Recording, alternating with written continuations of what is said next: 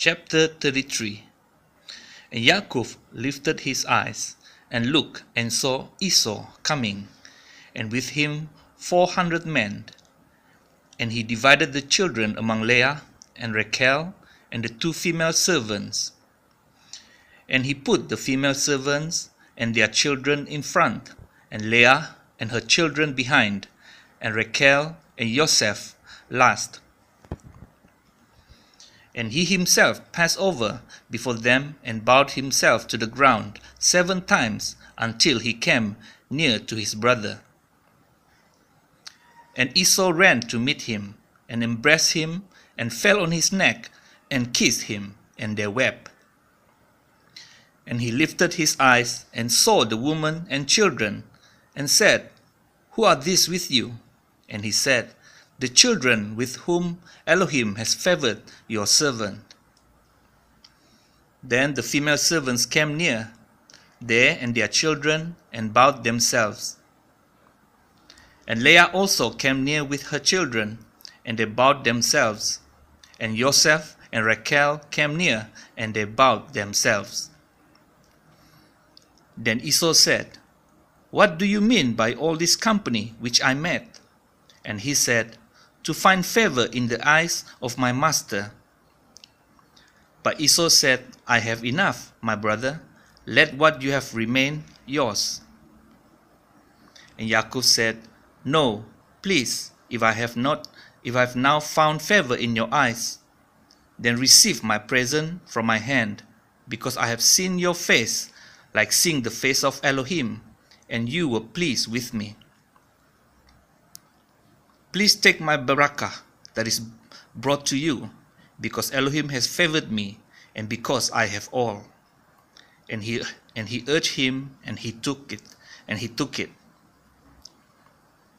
And he said, Let us depart and go, and let me go before you. But he said to him, My master knows that the children are weak, and the flocks and herds which are nursing are with me. And if the men should drive them hard one day, all the flocks shall die. Please let my master go before his servant, and let me lead on slowly, according to the pace of the livestock that go before me, and according to the pace of the children, until I come to my master in Seir. And Esau said, Please let me leave with you some of the people who are with me. But he said, Why this? Let me find favor in the eyes of my master.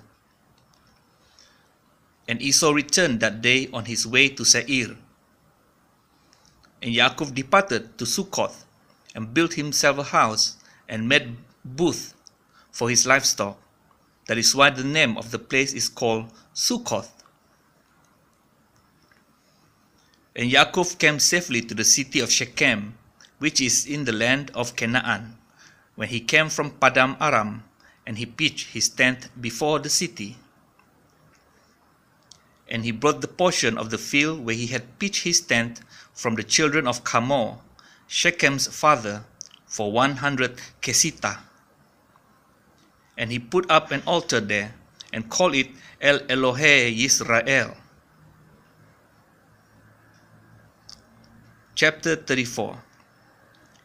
And Dinah, the daughter of Leah, whom she had borne to Yaakov, went out to see the daughters of the land.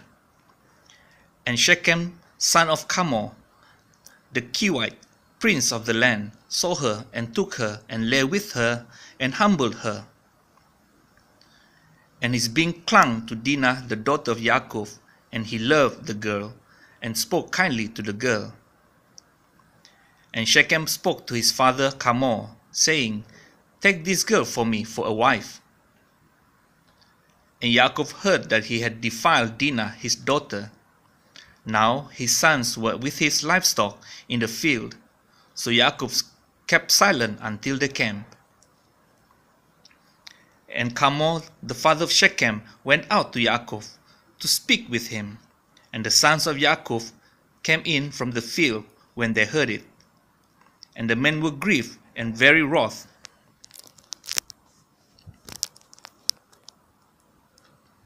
because he had done a senseless deed in Israel by lying with Jacob's daughter, which should not be done.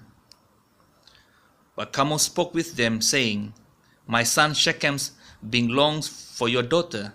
Please give her to him for a wife, and intermarry with us. Give us your daughters, and take our daughters for yourselves, and dwell with us, and let the land be before you. Dwell and move about in it, and have possessions in it. And Shechem said to her father and her brothers, Let me find favor in your eyes, and whatever you say to me I give. Ask of me a bride price, and gift ever so high, and I give according to what you say to me, but give me the girl for a wife. But the sons of Yaakov answered Shechem and Hamor his father, and spoke with deceit, because he had defiled Dinah their sister. And they said to them, We are not able to do this matter, to give our sister to one who is uncircumcised, for that would be a reproach to us. Only on this would we agree to you, if you become as we are, to have every male of you circumcised. Then we shall give our daughters to you, and take your daughters to us, and we shall dwell with you, and shall become one people. But if you do not listen to us and be circumcised, we shall take our daughter and go. And their words pleased Hamor and Shechem, Hamor's son. And the young man did not delay to do this, because he delighted in Jacob's daughter. Now he was more respected than all the household of his father. And Hamor and Shechem his son came to the gate of their city, and spoke with the men of their city, saying, These men are at peace with us, so let them dwell in the land, and move about in it. And see, the land is large enough for them. Let us take their daughters for us for wives, and let us give them our daughters. Only on this would the men agree to dwell with us, to be one people, if every male among us is circumcised as they are circumcised. Their herds and their possessions and all their beasts, should they not be ours? Only let us agree with them, and let them dwell with us. And all who went out of the gate of his city listened to Hamor and Shechem his son. Every male was circumcised, all who went out of the gate of his city. And it came to be on the third day, when they were in pain, that two of the sons of Yaakov, Shimon and Levi, Dinah's brothers, each took his sword and came boldly upon the city and killed all the males. And they killed Hamor and Shechem his son with the edge of the sword, and took Dinah from Shechem's house and went out. The sons of Yaakov came upon the slain and plundered the city, because they had defiled their sister. They took their flocks and their herds and their donkeys, and that which was in the city and that which was in the field, and all their wealth, and all their little ones and their wives they took captive, and they plundered all that was in the houses. And Yaakov said to Shimon and Levi, You have troubled me by making me a stench among the inhabitants of the land, among the Canaanites and the Perizzites, and I am few in number. They shall gather themselves against me, and shall smite me, and I shall be destroyed, my household and I. But they said, Should he treat our sister like a whore? Chapter 35. And Elohim said to Yaakov, Arise, go up to Bethel, and dwell there, and make an altar there to El, who appeared to you when you fled from the face of Esau, your brother. And Yaakov said to his household and to all who were with him, Put away the foreign mighty ones that are among you, and cleanse yourselves, and change your garments. And let us arise and go up to Bethel, and let me make there an altar to El, who answered me in the day of my distress, and has been with me in the way which I have gone." So they gave Yaakov all the foreign mighty ones which were in their hands, and all their earrings which were in their ears. And Yaakov hid them under the terebinth tree which was near Shechem. And they departed, and the fear of Elohim was upon the cities that were all around them, and they did not pursue the sons of Yaakov. And Yaakov came to Luz, that is Bethel, which is in the land of Canaan, he and all the people who were with him. And he built there an altar, and called the place El Bethel, because there Elohim appeared to him when he fled from the face of his brother.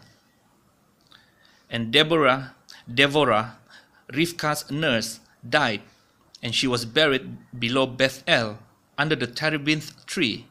So the name of it was called Alon Bakuth. And Elohim appeared to Yaakov again when he came from Padan Aram and barak him. And Elohim said to him, "Your name is Yaakov. Your name is no longer called Yaakov, but Yisrael is your name." So he called his name Yisrael. And Elohim said to him, "I am El Shaddai. Bear fruit and increase. A nation and a company of nations shall be from you, and sovereigns come from your body. And the land which I gave Abraham and Yitzchak I give to you, and to your seed after you I give this land." And Elohim went up from him in the place where he had spoken with him. And Yaakov put up a standing column in the place where he had spoken with him, a monument of stone. And he poured a drink offering on it, and he poured oil on it. And Yaakov called the name of the place where Elohim spoke with him Bethel. Then they departed from Bethel, and it came to be, when there was but a little distance to go to Ephrath, that Rachel began to give birth, and had great difficulty giving birth. And it came to be, as she was having great difficulty giving birth, that the midwife said to her, "Do not fear, for it is another son for you." And it came to be, as her life was going out, for she died, that she called his name Ben-Oni, but his father called him Binyamin. So Rachel died and was buried on the way to Ephrath, that is Bethlehem. And Yaakov put a standing column on her grave, which is the monument of Rachel's grave to this day. And Israel departed and pitched his tent beyond the tower of Eder.